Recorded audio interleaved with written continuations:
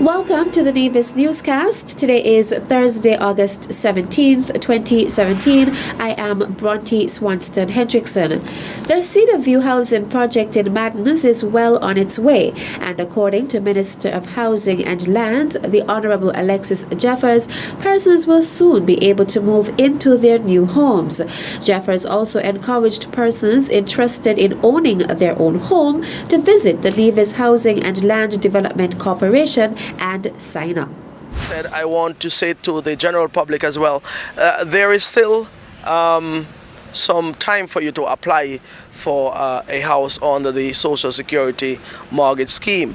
In that, if it is not here at Cedar View Housing Development, we are building at the various housing development that are currently ongoing on the island as well, over in Kuhun, for example, down in Nisbet Settlement, and also over in the river area.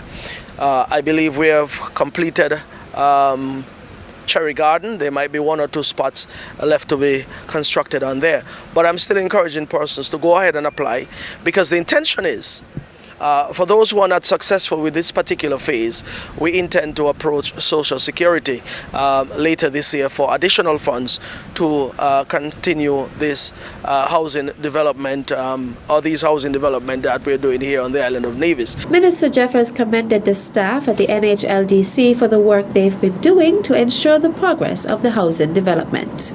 I want to commend the project manager for this particular development, Ms. Tanisha Chapman, who is tasked with the responsibility of ensuring that the builders conform to strict building standards here at Cedar View Housing Development.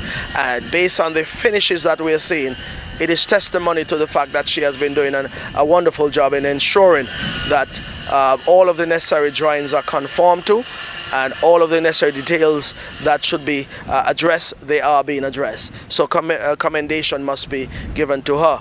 I also want to commend the contractors whom we have selected to perform the duties here of constructing these homes. They've been doing a wonderful job.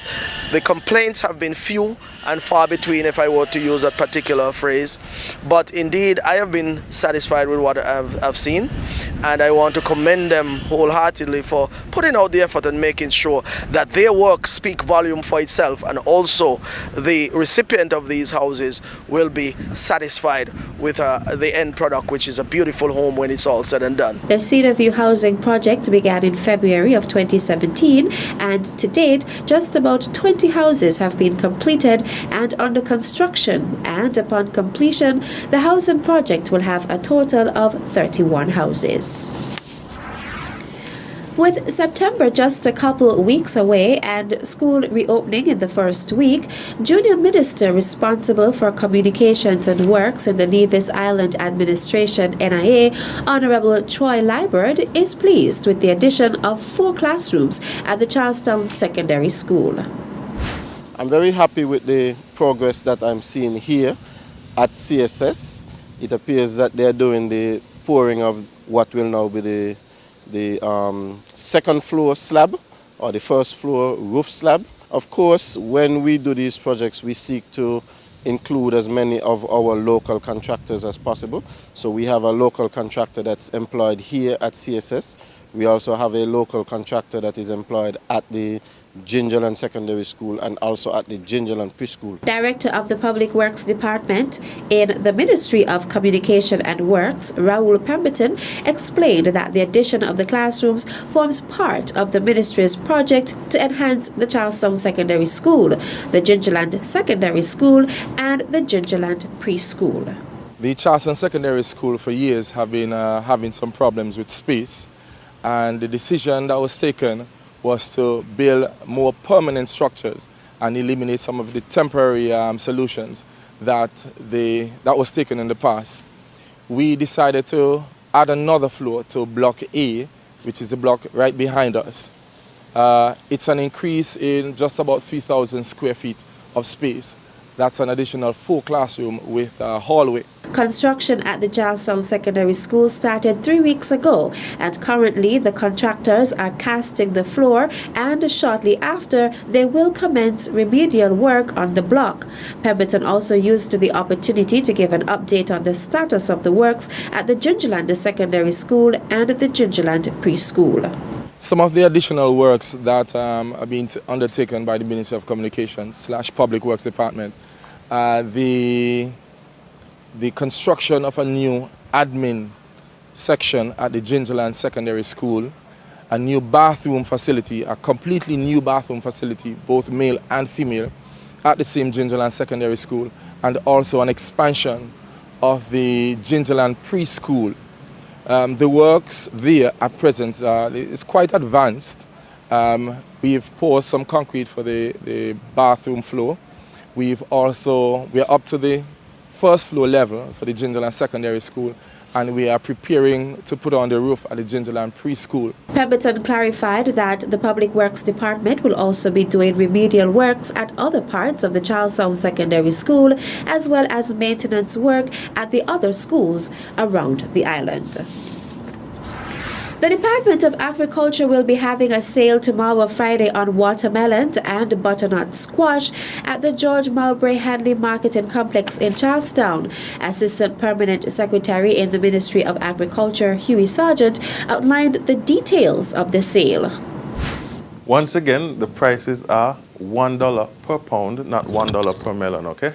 It's $1 per pound for the melons and $2 for the butternut squash. The sales begins at 8 a.m. and goes until stocks are depleted. So Friday, come to the George Mowbray Hanley Public Market and get a taste of all these local delicious melons. Sargent stated there is an abundance of watermelon on the island, hence the reason for the sale. Watermelon is a good source of vitamins A, B6, and C, lots of lycopene, antioxidants, and amino acids. Still to come, Ken Garden Community hosts 3rd annual textbook initiative. The details when we return. This one is going out to the land of my birth, Queen City, Nevis.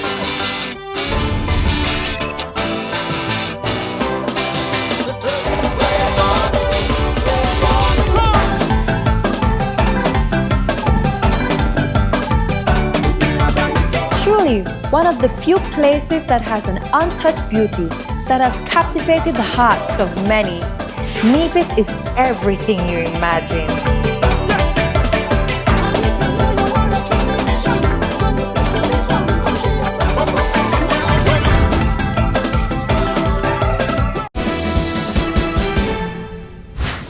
Welcome back. The Nevis Island Administration's NIA Ministry of Agriculture, in partnership with the Inter-American Institute for Cooperation on Agriculture, IICA, earlier today commissioned a state-of-the-art mango pulping machine. Coordinator of the IICA, Augustine Merchant, explained that the discussions on the procurement of the machine occurred last year after the Minister of Agriculture, the Honorable Alexis Jeffers, and the Permanent Secretary in the Ministry of Agriculture, Eric Evelyn, visited Costa Rica. The meeting included discussions on the needs in the Agriculture Department, which included acquiring a mango pulping machine. Minister of Agriculture underscored the significance of the machine. Agro-processing in any country is the most natural way to go in terms of preserving what you have and also encouraging persons to eat local, consume local products, which are void of many of the concentrates and all of the additional things that are added to preserve some of these items or these products.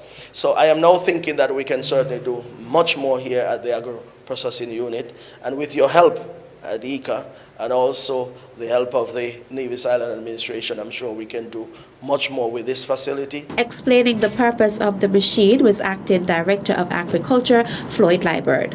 This machine, as you know, would be able to pulp the much needed pulping here at the agro-processing plant. It would reduce the amount of mango wastage around the island, as we know, from year to year. A lot of mangoes has been wasted, and so this machine would put an end, sort of an end to such wastage. It would add value to our mango on Nevis. We'll be able to have mango pulp year-round now. We want the general public to know that you could come in and you could talk to the manager, Mr. Dwight Brown, who would be willing and able to assist you in your pulping need. Also present was Permanent Secretary in the Ministry of Agriculture, Eric Evelyn, who used the opportunity to invite persons in St. Kitts and Nevis, as well as hoteliers, to visit the department at Prospect and make use of the machine that is now available on the island.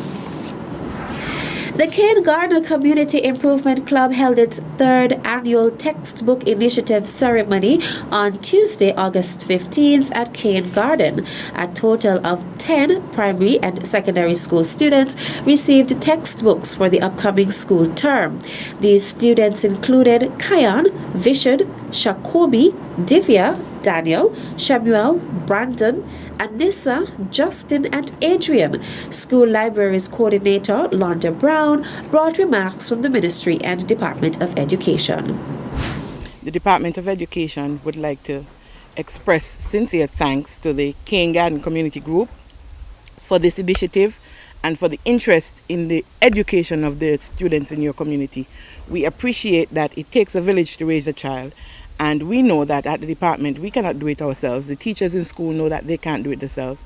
And the parents know that they can't do it themselves. It takes all of our collective efforts, all of our coming together to make sure that our nation's youth get a good education. The Honorable Troy Liburd, in delivering remarks on behalf of the area representative, the Honorable Mark Brantley, encouraged other communities to take pattern from this initiative. I do hope that anybody else who hears the message would seek to take pattern off of what they're seeing here in Cane Garden, because the island and the country as a whole can only be stronger if communities come together and band together to support each other in whatever way they can, be it books, be it helping your neighbor with something on the home, whatever it is. It is a good thing when it starts in the community and then it spreads out to the society as a whole. So I want to commend the Cane Garden Society and the group for what you are doing to make Nevis a stronger society.